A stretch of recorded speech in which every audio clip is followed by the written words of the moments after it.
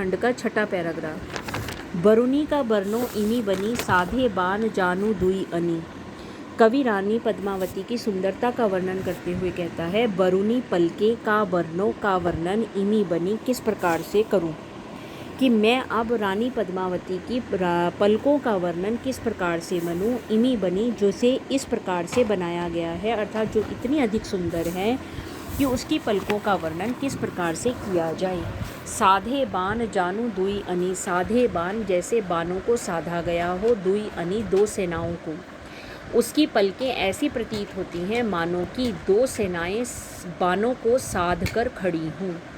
उस रानी पद्मावती की पलकें इतनी अधिक सुंदर है जिसका वर्णन नहीं किया जा सकता, और ऐसी लगती हैं मानो कि दो सेनाएं बानों को साध कर खड़ी हों।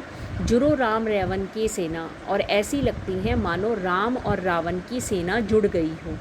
बीच समुद्र भय दुई नैना, और उसकी दोनों आँखें समुद्र के समान बीच में आ गई हों।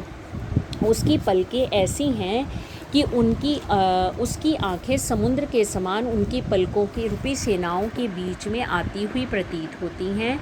बारही पर बनवारी साधी, जासो हेर लाख बिद बांधी। बारही पर बारही दोनों और बनावरी साधी, बानों की पंक्ति ऐसे साधी गई है। बारही पर दोनों ओर बनावरी बानों की पंक्ति साधी गई है, जासो जैसे हेर देखकर लाग बिख बांधी विष भरे बाण मार रही हो। उसके दोनों ओर बानों की पंक्ति को इस प्रकार से बनाया गया है जैसे कि वह विष रूपी बानों को सभी को देखकर मारना चाहती हो, अर्थात बांध रही हो। उन्हें बान है असको जो ना मारा, बेधी रहा सगरो संसारा।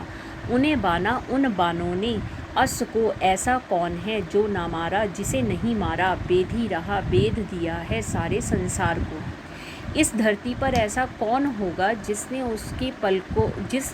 इनकी पलकों रूपी बानों ने ना मारा हो। उन बानों ने तो सारे संसार को ही अपने वश में कर लिया है।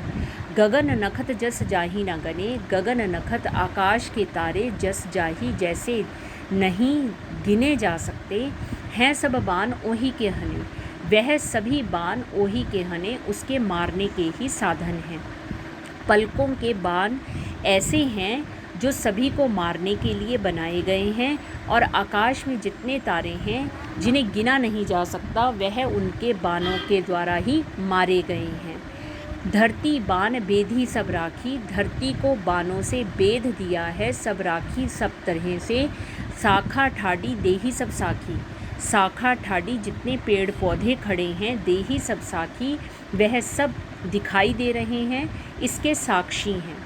उन बानों ने धरती को पूरी तरह से बांध रखा है। धरती पर खड़े हुए प्रत्येक वृक्ष जो दिखाई देते हैं वह इस बात के साक्षी हैं। रोम रोम मानुष तन ठाडे, सोत ही सोत बेधी तन काढ़े। रोम रोम रोया रोया मानुष मनुष्य का तन ठाडे, शरीर का खड़ा हुआ है। सोत ही सोत बेधी तन साधे, सोत ही सोत बेधी तन काढ़े, और ऐसा लगता है मानो कि उसके शरीर से जो काढ़े का मतलब होता है निकलना, सोत ही का मतलब जो रोम का एक कुएं के रूप में दाना है, बेधी बांधकर ऐसा लगता है मानो कि उसके शरीर से एक एक रोया कुएं के रूप में निकाला गया हो। मनुष्य के शरीर में जितने भी रोए हैं वह सब उसकी उन पलकों को देखकर ऐसे लगते हैं मानो कि शरीर से एक एक करके रोया निकाला गया है। कहने का अभिप्राय यह है कि पलकों की सुंदरता को देखकर मनुष्य के शरीर का रोआ रोआ खड़ा हो जाता है। बरुनी बान सब ओपही, बेध रन बन ढंग। बरुनी बरना पलके, बान बान रूपी, सब ओपही सब प्रकार से ओपही दिखाई दे रही हैं, अर्थात सुंदर लग रही हैं।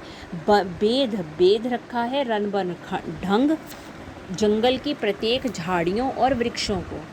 वृक्षों की जो भी झाड़ियाँ और पेड़ हैं वो सब के सब पलकों रूपी बानों द्वारा ही बनाए गए हैं, अर्थात पहचान लिए गए हैं।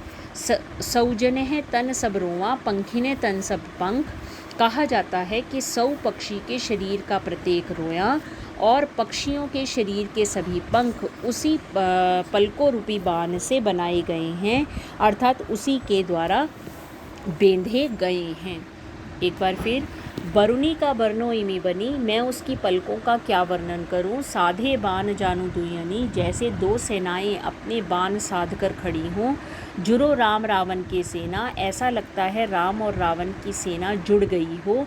बीच समुद्र भय दोई नैना, ऐसा लगता है मानो कि उसकी आंखें समुद्र के रूप में बीच में आ गई हों।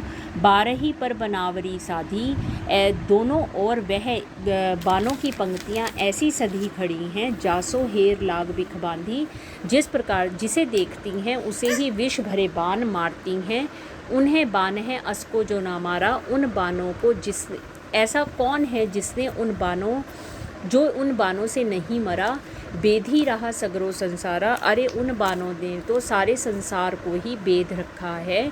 गगन नखत जस जाही न गनी, आकाश के जो तारे गिने नहीं जा सकते हैं, सब बाण ओही न के हने, वह सब उसी के द्वारा मारे गए ऐसे बाण हैं जो आकाश में जाकर तारों के रूप में चमक रहे हैं।